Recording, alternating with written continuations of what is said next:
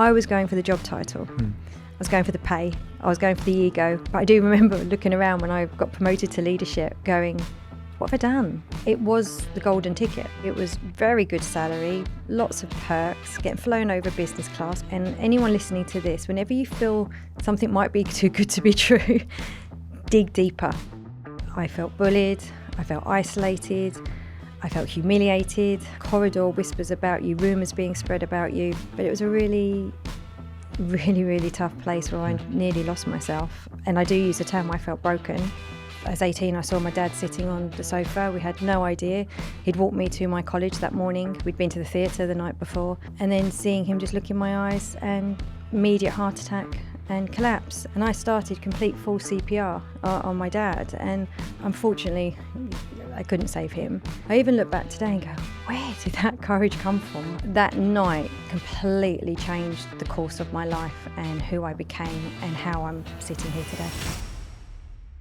Hello and welcome back to the Courageous Leaders podcast, brought to you by the Change Creators, where we strengthen leadership teams, creating environments where people and profits can grow together. As you may have noticed, I am not your host, Joanna House.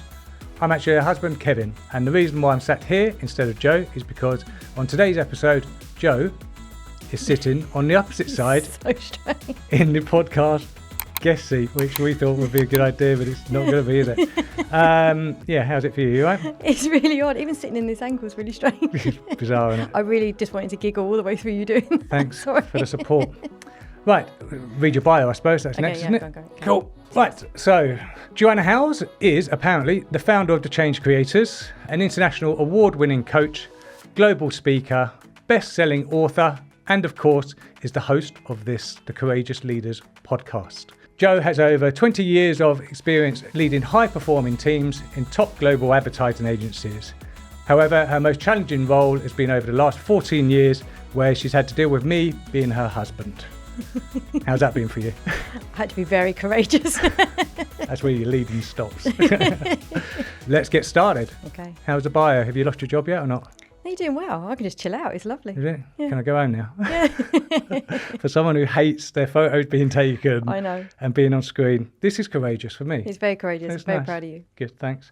We'll crack on and ask you the first question, Okay. which you ask all your guests, which is, what has been a courageous moment for you over your life or career? There's been many, actually, because I spent a bit of time reflecting on this. And if I think about my career, I think one was definitely, and I think there's a real balance between naivety and courage.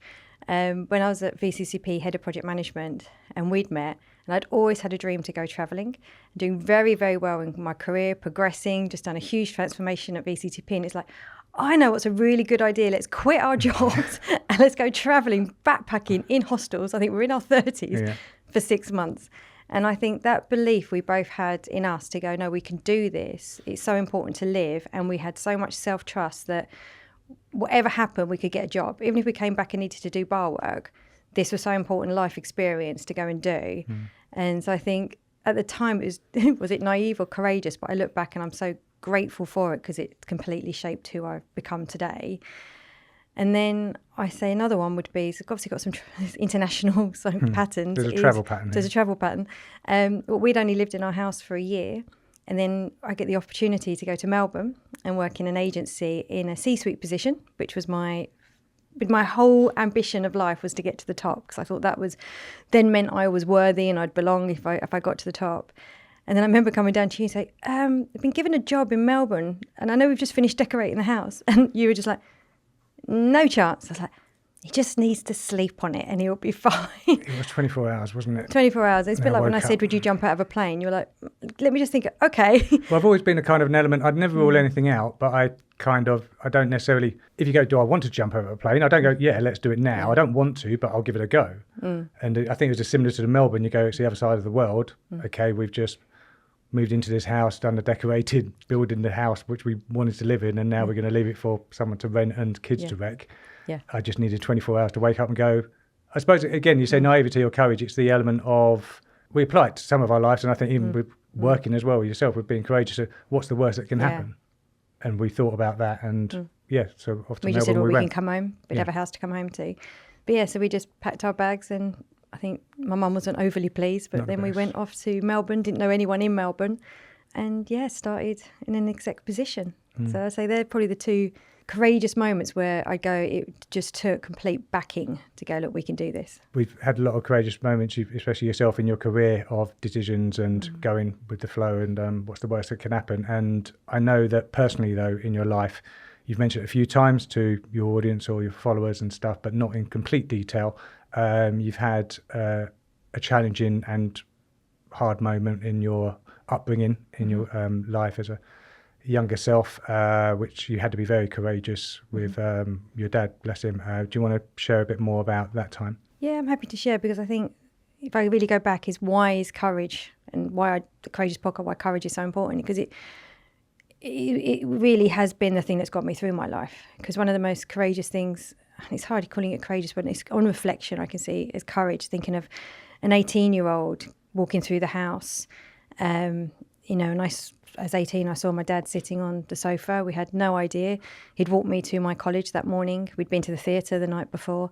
And then seeing him just look in my eyes, and immediate heart attack and collapse. And I don't know what happened, what sort of overdrive went into me, but it was like I went into complete, right, Mum, call an ambulance, Rick, get downstairs, picked him up, got him on the floor.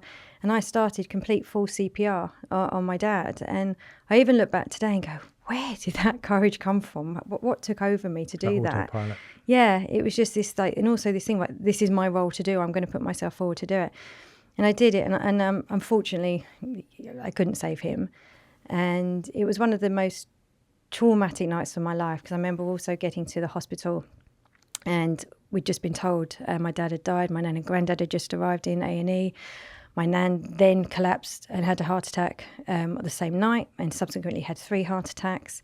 And the only way my brother and I could go and visit my nan was to pretend that my dad was still alive, so she couldn't, hopefully that wouldn't trigger another heart attack. So that period of my life was where I had to access the most courage I've probably ever had to, which has probably given me that sense that, wow, if I could do that, although I still have normal human challenges, that evidence was there that I could step up in that moment. And I also remember in that same week, my dad had he was a chef. Not that that I took any notice of how to cook. No, I was a very good waitress. Yeah. I didn't take any notice of the kitchen, which is a real disappointment now. Not even the clearing up. You don't cook. You don't clear up. I just serve. I'm very good at serving, taking orders. But he'd set up a whole night the week, and it was something he was so proud of. It was his own signature evening. He designed the whole menu, and so my brother and I used to work for him. And I don't know, again, very courageous of my brother. So it was only like 5 days after losing him. We wanted to honour his memory, and we both showed up and ran the restaurant, looked after all the guests. And I look back going, it was probably not healthy we did that, but I do have so much pride that were able to show up for him and honour that memory. So there's a lot that night completely changed the course of my life and who I became and how I'm sitting here today. And thanks for sharing. It's interesting. I think even with the doing the restaurant thing 5 days later, there's no rules, is there? Everyone reacts to grief in different ways. So with that, how do you feel that grief has affected you both personally and professionally in the latter years going on after that, with years to come, and with the career, your choices or your life choices? Do you feel that's had an effect in one way or the other? Or? Oh yeah, huge effect. I think it's the grief, the trauma. The 18-year-old, I remember someone at the funeral saying to me, right, you're the responsible one now, you need to look after the family. And I really took that on as a role. I was like, that's then my duty to do. So I went full pelt, although I did have moments where I self-destructed. I did go a bit crazy at moments. I remember cutting all my hair off, dyeing it black, dyeing it red, get my nose pierced.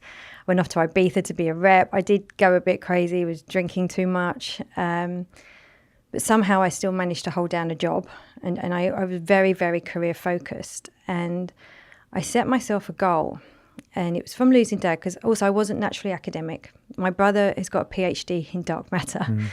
I don't even have an A-level. So you can imagine growing up, the comparison of Rick's the smart one, Joe's the one with common sense. So I had this real drive to prove myself. And this real drive I decided that I was going to, once I'd got the crazy years out of the way and the grief, when I was experimenting and hurt, I then decided to live my life as if my dad was still alive, to make him proud. which is healthy and unhealthy in some respects. But what it did, it gave me real focus, grit, drive, and determination I just said to myself, I will be on the board before I'm 30. And that was a goal I set to do it.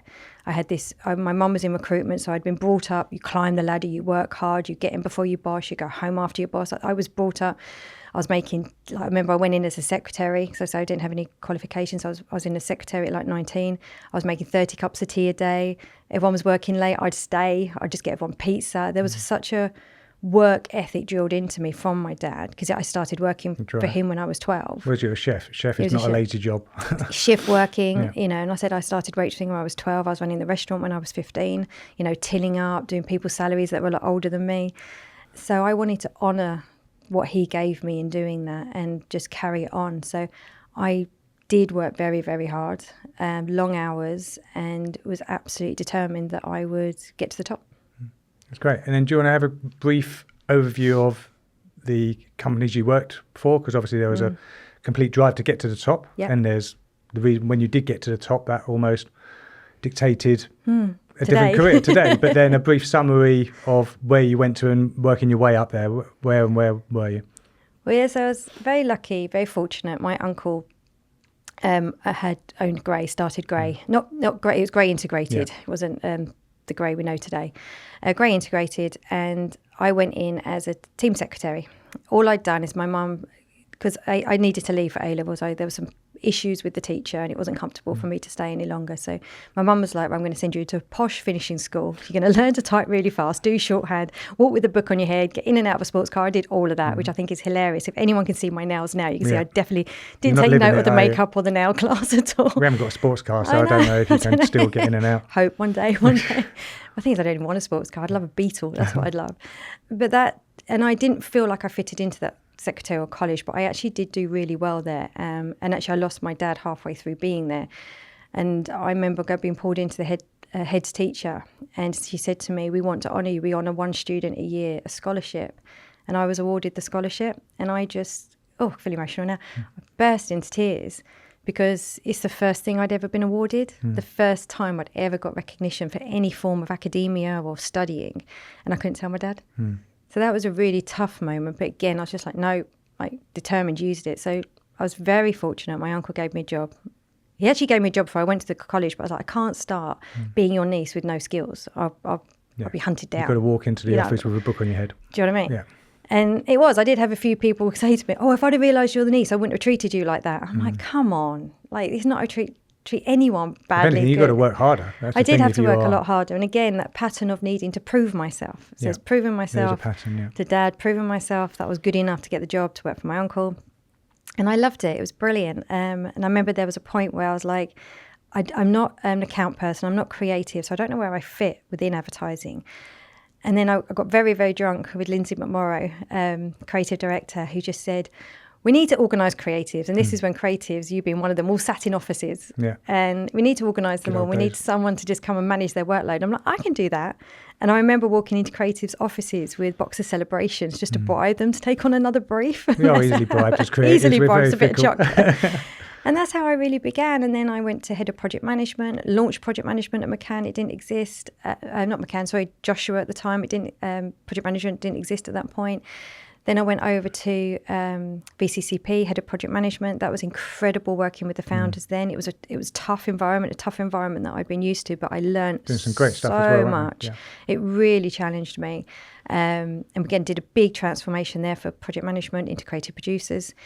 And that's when we obviously went off travelling. Yeah. Came back. I had found my home at McCann. I absolutely loved my time at McCann, especially working with Rob and Lolly and Alex Lubar. I learned so much from them. And then from McCann, and then I did get on the board before I'm 30. If anyone's sitting there go, did you wonder? I got on the board at Joshua before I left as creative services director. But I do remember looking around when I got promoted to leadership going, what have I done?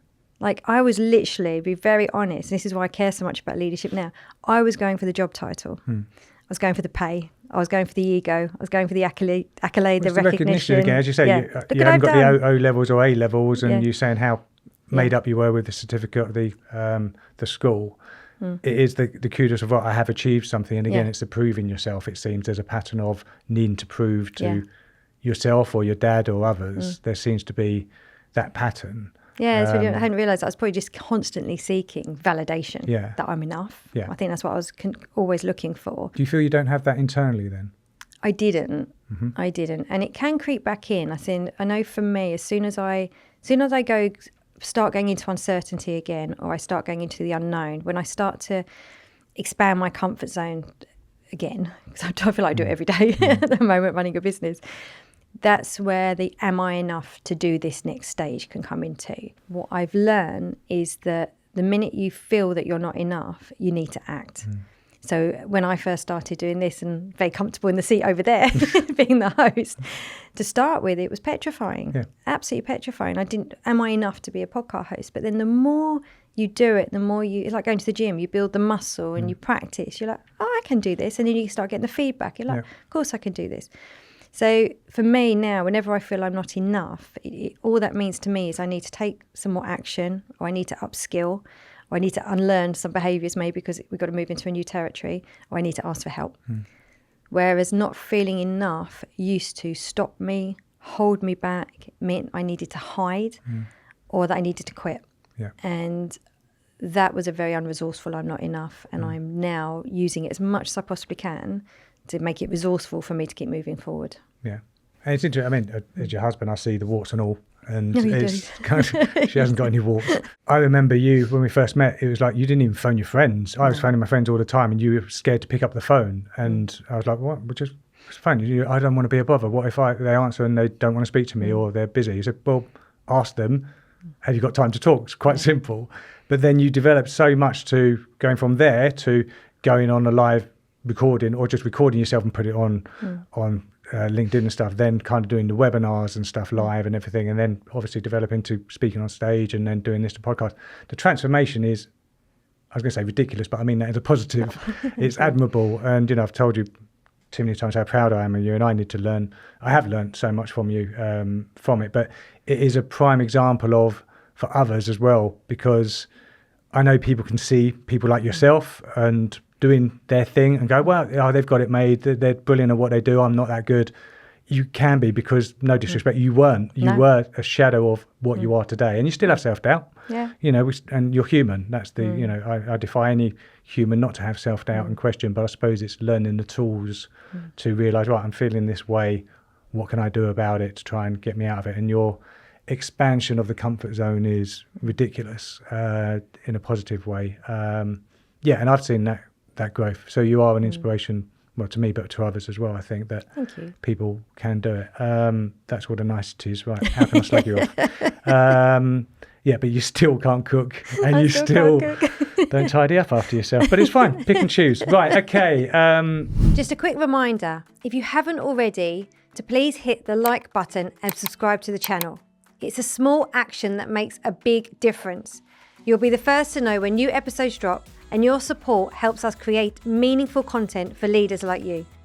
I'd also love to hear from you, so if you have any thoughts, questions or ideas, pop them into the comments. And if you're curious about how my leadership coaching or training could support you or your team, just drop me a DM and we'll set up a call. Thanks so much. Now let's get back to the episode. Obviously, with that career, working your way up, and you did get up to the top, obviously, VCP and McCann was great, and then we did the move to Melbourne. Do you want to touch upon, obviously, moving to Melbourne was great. We had great times, but it was challenging times, both individually and together. Do you want to, you've mentioned it a bit, but tap into that a little bit, because that kind of leads nicely on to why and how we came home, and then eventually how the Change Creators came up. It was very exciting going to Melbourne. And if I'm really honest, which I think is why we do this podcast and the Courageous Leaders, it was the golden ticket. It was very good salary, lots of perks, getting flown over business class, accommodation. It was a bit of a golden ticket. And anyone listening to this, whenever you feel something might be too good to be true, dig deeper. Well, we were like little kids. We start, we're kind of like almost as if we don't deserve it. It's like we've won a Willy Wonka competition. And what I didn't do was my due diligence. I only met 3 people in the senior team. It all just sounded so good, amazing. I didn't really research the company or anything. I was just like, this is brilliant. Like, this is the dream job. Let's go. So definitely responsibility on my part that I was blinded with the golden ticket. And it started off really well. It started off good. And then very quickly, I just started to notice some very strange behaviours. And then I realised that there was a situation where I'd been hired to help remove somebody else, which I had no idea about. But this person then decided to become very passive-aggressive to me, blame me, spread rumours about me, which wasn't very nice. I then had some other senior members take a dislike to me, didn't think I was capable of the job. I'm not sure exactly why I became a target. It was quite helpful later on to know I wasn't the only one. So it seemed to be a bit of a pattern of behaviour. Not that I wanted anyone else to experience this, but you're trying to work out what have I done? Yeah. What have I done? And it was just handled really, really badly. I felt bullied. I felt isolated. I felt humiliated. As a term, I felt front stabbed many times in front of people. And it just hurt. My gosh, did it hurt. And I wasn't equipped to deal with it. I say I'd come from VCCP, McCann, especially McCann, incredibly supportive, everyone getting on with each other, to this environment of backstabbing, front stabbing, competition, corridor whispers about you, rumours being spread about you. And I became an absolute shell of myself. I arrived very confident, feeling like I knew who I was. Leaving in a complete shell to the point where I was having panic attacks. I was needing to listen to This Is Me from The Greatest Showman, Flashdance, I got a feeling song, like just so loud just to be able to walk in the door to kind of give me some sort of adrenaline to be able to face the day. And the only kind of saving grace a little bit was the CFO at the time was just wonderful to me. We shared an office, and without him, I think I would have lost my head completely. He was incredibly supportive and looked out for me. But it was a really, really, really tough place where I nearly lost myself. And I do use the term, I felt broken. Yeah. It has led to why I do what I do today. Yeah. But I mean, again, we were the other side of the world. It was great, exciting. There were lovely bits, which we still fondly, we've gone back and, we're still in touch with certain people who are at the company as well. So it's not everyone at the company as well. No. And none of them are there now anyway. No. None of them are at the company. But yeah, as a husband, seeing you broken and, being the other side of the world without family, it was before COVID. So there was no default Zoom every single time we wanted to video FaceTime our parents and stuff like that. They were asleep, and it was. I noticed the difference in yourself, and it was tough. But then, out of the darkness, as such, to coin a phrase, you found light or your new path potentially with the coaching institute in Melbourne. Which, do you want to talk about that? I remember you kind of dragging me there one weekend where you were still working. This was because you've always wanted to be a coach. Well, and then you started I always wanted to be a counsellor when I was younger, and many times did I look to could I go and retrain. And again, being very honest, at that time I'd got so used to earning a certain amount of money. Yeah. I also think I still had some beliefs of not being smart enough to really study, because I had no evidence that I could study or do exams. So I kept talking myself out of it. So then when I was at McCann, Zaid Al-Zaidi got everyone on the board a coach, and it's one of the best things he ever did. And I was working opposite this coach, and I was like, right, where did you train? I didn't even know this existed. And I went and did all the training, but then obviously got the job to Melbourne, so put it on pause. And when I just knew that I needed to leave the company we was at, that it was, we came to a mutual agreement because, the CEO could see what was going on. It was not good at all. And I was on Facebook, of all things, saw this ad for this training course, ran down to you and said, there's this weekend course. And it was a case I needed you to come with me. I'd lost my confidence that much that I couldn't even walk into a room on a training course on my own, which had never been a problem for me. That's how much I'd lost who I was. And you were amazing. You came and you took part in the exercises as well. And I would say that weekend, for me, I think grew our relationship even more as well, in terms of we learned how to communicate more. We learned about each other's rules, why you get annoyed with how I stack the dishwasher. And we just learned, I think, so much insight in just human beings that I actually go has actually helped us as a couple as well. Yeah, I think it has. That first weekend, I mean, again, I was a bit, say, naive or sceptical. I thought it was a bit of, with everyone saying, raising your hand at the same time, it felt no disrespect, but very American. Yeah, woo, woo, yeah, you're high five, and yeah, you're great, and all this. I go, yeah, all right, great. But as I gradually went more and more, the lessons you said, it's life lessons really, which you can apply to everyday life and communication to yourself or to others. I learned things, even just changing the language of nightmare. I always used to say things were a nightmare, traffic's a nightmare, client's a nightmare. Changed that word nightmare to inconvenience. You just devalue the kind of the stress in your body or your brain is you induce the intensity and then you end up giggling. You go, Joe, that client was inconvenient. And then we just giggle. I was at Leo Burnett's, wasn't I, in Melbourne, and had a client meeting presentation, and they were a nightmare. But I just came out, they just didn't get the idea, and they were just going on their own way, which is fine, client's prerogative, but why get us in? But then I went back to my desk, and I was literally about to go through the work down on my desk, and I said, about to go to client's a nightmare, but I stopped myself. I said, client's an inconvenience. And because I stopped myself, I made myself giggle. And because of that, I giggled and went, oh, right, that's quite funny. I've changed it. And I wasn't so stressed. It was almost, all right, well, if they want to do this, let them do it. They're the clients. Does it really matter? Is it a great campaign? It's not groundbreaking. Let it go, to coin your song. But having that moment to defuse that situation and my feelings really helped. Whereas if I'd have gone, the client was a nightmare, I'd have been bent up, I'd have walked out, tripped over, something else would have happened, which would have stacked. Yeah. And it's just things like that, just simple tools, which I remember when you spoke to your mum, bless her, who's been really supportive with everything, we'll just say over the years. When you told her about the coaching, she did turn around and go, yeah, it's just common sense, isn't it, really? Which technically it is. Technically. But it's just not as easy to apply to day-to-day. Understanding the human mind. And considering I think we still don't fully understand it. No. We're a lot further than we were. But to understand that, and I think the most powerful thing for me was when someone said to me, your mind is not you. It's a tool for you to use. So although I'm terrible with directions, I do see my mind as a bit of a sat-nav. I am responsible for what I program into my mind and what I feed it. And then that will take me the direction of where I want to go in my life. And I would say from that coaching weekend, recognizing the power of taking personal responsibility, knowing that whatever is happening to you is your choice. And you have a choice to change it, you have a choice to stay, you have a choice to remove yourself, you have a choice to accept the situation. And again, if you accept it, then that can diffuse all the anger and the angst as well.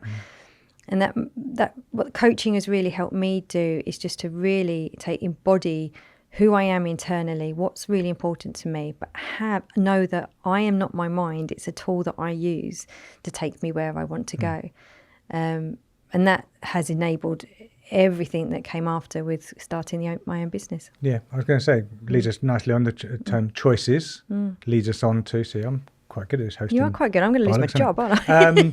It leads us on to the choice to do the coaching, and it was thorough coaching which you did. It wasn't just a 6-week course. Hey, I'm a coach, here's my badge, I can coach everyone. You have done, I know there are courses like that, which is fine if people want to do that, but you have done intense coaching over the years, but it led you to go, right, I'm going to create the change creators. Do you want to tap into your why you wanted to do that? I know it's based from going up to reaching to the top and going, shit, is this it? But then also it's helping people not to have that journey or to feel the things which you went through. Do you want to go into a bit more detail of the why? There's a few things. Like, to start off, it was just this sheer sadness, anger and disbelief that people could get to such senior positions and lead in such appalling ways, and it be so egocentric, so self-centric, and not really embracing that leadership is about bringing people with you. And I was like, this can't be leadership. This can't be what we want the world to have. And it's sad, actually, because I was just having coffee with someone the other day, just literally, they've just got to a top position. They were like, how did these people get these jobs? And it's like, I know, and then that frustration that people are put into these positions and not given the support, not given the help. A lot of people just get job titles because the company want to stop them moaning and go, all right, we'll just give you this job title and that's it. Or they are good, but they're great because that's why you've promoted them, great. But then there's no support or training or coaching to go, this is a new role. It's that whole thing of what got you there is not going to get you here. And then people don't know how to elevate or step into that new identity, and leadership is very different. And you're dealing with teams. You're not just dealing with projects. You're dealing with teams and human people. Beings. And it's dealing with human beings is the hardest thing, and recognizing that people don't see the world like you see it, And the empathy and the time and the patience and being able to let go of the day-to-day yourself. And there's so much change happens. And this is where the change creators came about. Is number one, it was the why to create the change in leadership that I believe the world needed to see, to not tolerate bad leadership anymore. And then recognizing that the way to do that change, and especially because I needed to do it to myself, like all my coaching, I had to do it to myself first, was the internal change you need to make. Like that change you get externally in your life comes from the change you make internally of understanding your internal world, understanding how to use your mind, understanding your responsibility, your choices, understanding your behaviors, why you do what you do, and then understanding how you connect to others, your impact you have on others. When you can understand that change that needs to be made, then we can really make the change that needs to be created in leadership. So it comes from very much what personally I've been through and experienced on the other hand. And bear in mind, these were my peers, like God knows what happened to their teams. Just a real passion that creating environments where people can go to work and feel safe. Because when you feel safe and you feel like you belong and you feel seen and you feel heard, your performance will go through the roof. Yeah. And that's what the change I want It's to all create. about relationships, isn't it? I've always felt that in industries, that creative companies that I've worked with, if you treat everyone well and you build a relationship in a team, people will bend over backwards for you. But if you treat them like shit or ignore them, then you're going to have Well, if problems. I care about you, you're going to care about me. Yeah. It's that reciprocity. I can never say that word. Is it reciprocity? I don't know. Or you don't know? I thought you were about to go, I was about to say if you something care that's about really me, good you'll then, kind of put things away and start cooking Oh, more. we're back to that. What? You mentioned self-leadership. Yes. What does that actually look like in your daily life? It'll be interesting for people to know, because obviously they see you on stage and doing everything. But we know that kind of, you're not a robot, you're human. So how do you find self-leadership and applying it to everyday life? And remember, as a husband, I can call bullshit on this. I know. So this is going to be completely honest, because if you say something which I don't agree, I'll go, no, you don't. Okay, here we go. I wouldn't say anything I don't do anyway. Self-leadership for me was, number one, is hugely increasing my awareness. I remember when we first used to get together, I couldn't say sorry. I was so stubborn. Yeah, You would be true. the one that always had to I'd say sorry too often. all the time, because you just needed to move on. And I couldn't say sorry. So it was just getting that awareness of, hang on a minute, why can I not say sorry? And I realised a lot of it was a fear of rejection. That if I came and said sorry to you, you'd go, yeah, just go away. Is that it was the fear of rejection that was stopping me coming down to be able to say sorry. So once I got that awareness and I could reflect on it, I could then go, actually, let me just regulate my behaviour. If I do just start saying sorry, because I don't know if I was just mind reading or painting the worst, that's what you would do. Let me try it.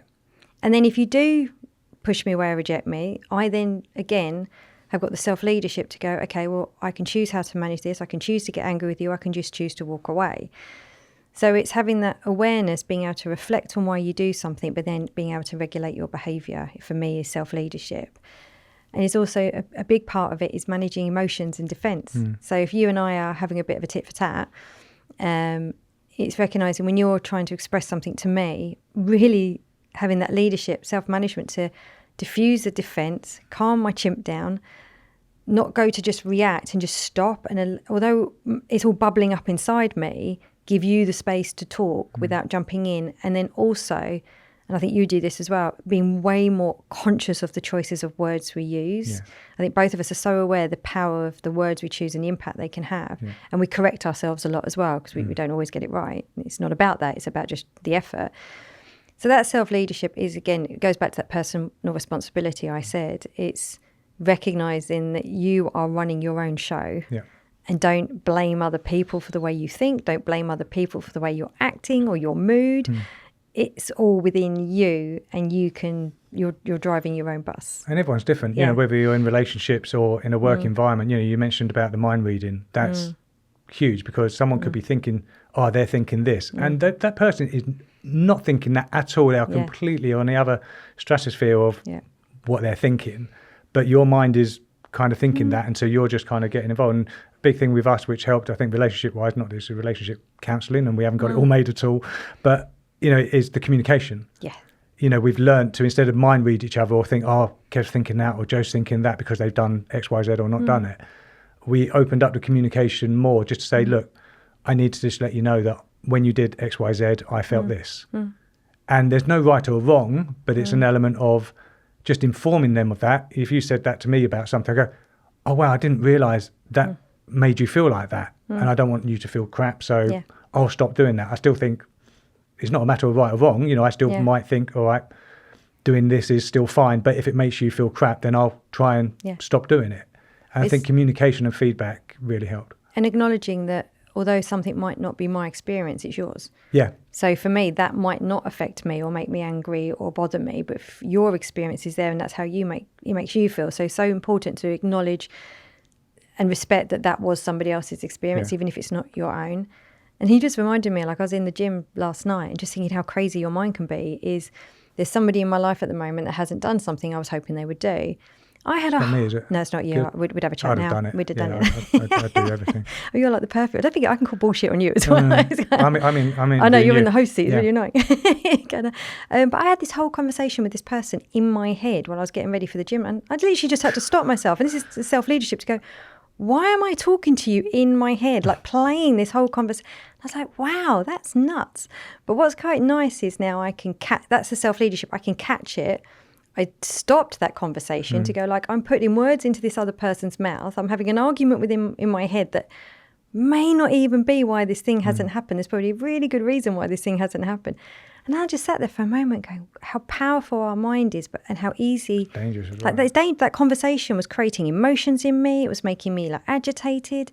And it wasn't even a real conversation. And this is what that self-leadership is, just catching yourself and getting aware of what is going on within you. Just a quick reminder, if you haven't already, to please hit the like button and subscribe to the channel.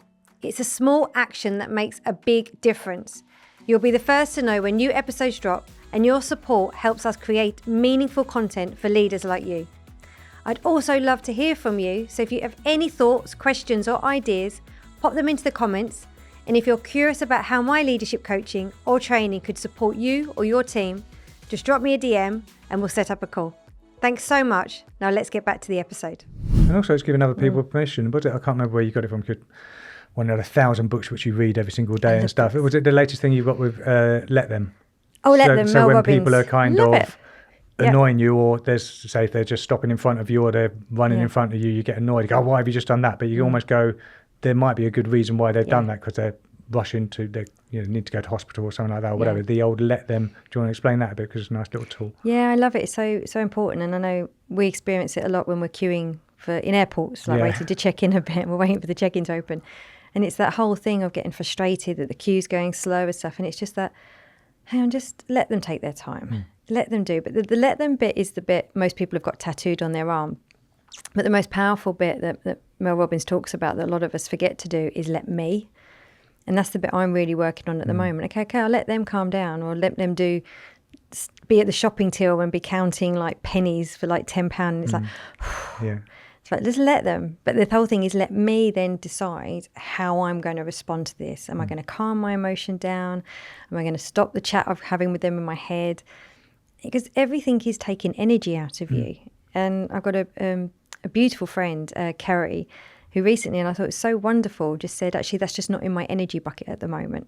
And I was like, oh gosh, we really do need to look after our energy. And just think of all these little micro moments during the day where we let other people who've got no relation to us wind us up. It's just taking your energy away. So this wonderful concept, so just let them. If they take longer to do this, or they want to have a chat for longer, and then just let me then manage this to not take the energy away from me. I suppose it's also similar to changing the things that are within your control, and if things are out of your control, we can't make the airline queue go quicker. So what we're going to do, moan or just stand here and wait? It's kind of what's going to be more resourceful. You did a brilliant thing for me. I remember I made... Is that going to be the title of the podcast? Yes, Kev did a brilliant thing for Joe. YouTube cover. I did a brilliant thing for Joe. Well, I remember That might be the podcast title now. Just change. Instead of the Courageous Leaders podcast, Kev did a brilliant thing for Joe podcast. We need to move on. You've said this a few times now. Is when I sent an email to the wrong person, the wrong attachment to the wrong person, and I was horrified that I did this. I was working too fast, which I've now learned, don't do that again. And I came down to you and went, I can't believe what I've done. And I went into complete catastrophizing mode. And you just sat with me and said, right, have you done everything in your control to make this okay? And I said, yes, I've emailed them, I've done this, I've apologised. She said, so you've done everything in your control. I was like, yeah. And he's like, well, now let it go. Is there anything more you can do? No. Let it go. Is it going to help you to now keep spinning in your head, panicking, sitting here all tense, or can you let it go? And I just stood there and went, oh yeah. How is it going to help me to keep winding myself up for the next, worrying about what anyone's thinking? Well, I've done everything I can to make it right. And it did. It just helped me just go, oh yeah, detach from that now. I've done what I can. Now let's focus on our evening together. And I use that a lot because it's a very powerful thing. It's like just that stop for a minute. Yeah. Have you done everything you need? And then let it go.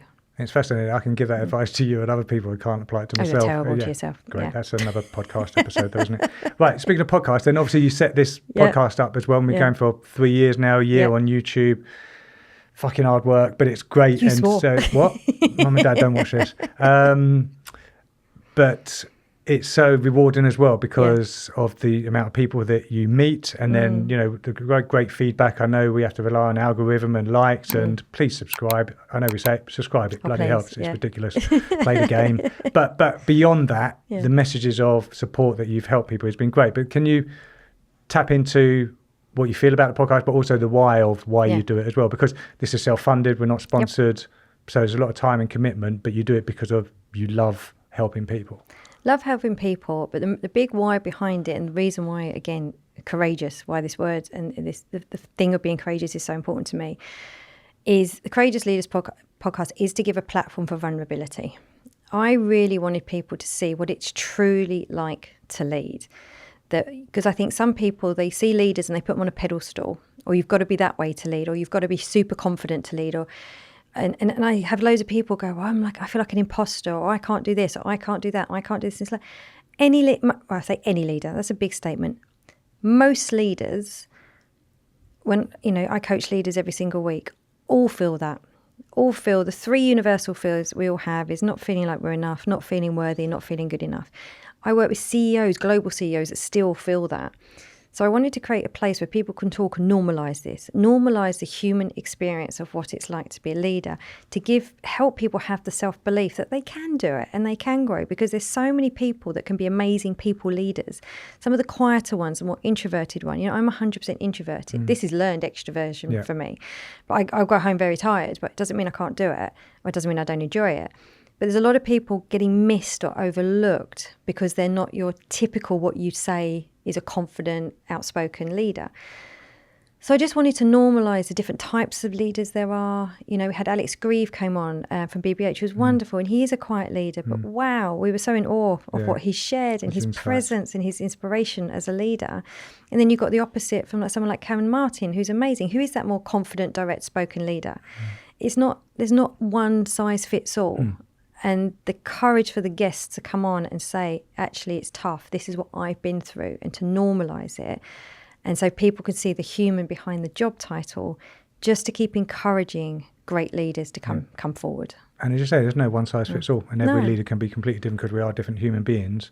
But you learn certain tools, but it's how you lead and react to your team. And even just meeting the leaders, we did the breakfast yesterday with some of the podcast guests, and they just loved bouncing off each other as well and going, oh, wow, you're going through that as well. I think, as you say, it's not lonely at the top. That's another thing you say. No, I don't believe it needs to be lonely. It shouldn't have to be, because we're all going through the same struggles, or we can help each other. Yes, we've got clients which might clash, or you kind of want their work, or etc. But at the same time, we can learn off each other, and just human interactions, especially in person now, so important. Yeah. But, great. Time is cracking on. You're right. It does. Goes quick, doesn't it? Well, we must be having fun. Hey. Because it's fun. I think we had fun for 5 minutes. So last question, which you normally ask people, is what would you tell your younger self, other than you're going to meet and marry someone who might be potentially better being a podcast host than you? You've got very comfortable with this, haven't you? It's nice. I like this. I know, you're going to be we're going to have a whole spin-off series with Kev, aren't we? Yeah. Good. I might just stay in. What would I tell my younger self? Other than not dye your hair red. I know, you didn't like that, did you? My younger self, I would say 2 things. Stop waiting for someone to make you feel like you belong. Just choose to belong. And just, stop waiting for this magical thing. Oh, I belong now, I fit in. Like, you do belong. And the other one is, you are smart enough. And that was a limiting belief for me for so many years. It held me back for so long of just not speaking, not raising my voice, not asking questions, because I didn't believe I was smart enough. And just because you don't have a piece of paper or university degree and all of that, it doesn't mean you are not smart enough. So with that, the belonging, you're not smart enough, is then just back yourself, keep going. And the thing I always want to remind myself is embrace the playfulness. Keep playing. So if you said what you tell your older self now is to keep remembering that child within you as well. That playfulness is when you, because otherwise I think life can get so serious. Yeah, and life is short. Yeah. And so, yeah. I think it's wonderful. And also another build on that as well, I think it's an element of when people kind of, it's hard doing work, no matter what you got, whether it's your own business or company and stuff, everyone kind of have done so many amazing things, but everyone looks at that one negative thing and focus on that. And I think you've fallen victim to that. I have as well. It's kind of just when that happens, catching it and almost going, look at all the amazing things which you've done and which are working. The and stacking. kind of, stacking up and focus on that. And with that, you know, you have done, I'm so proud of what you've done, as I said, not going to cry.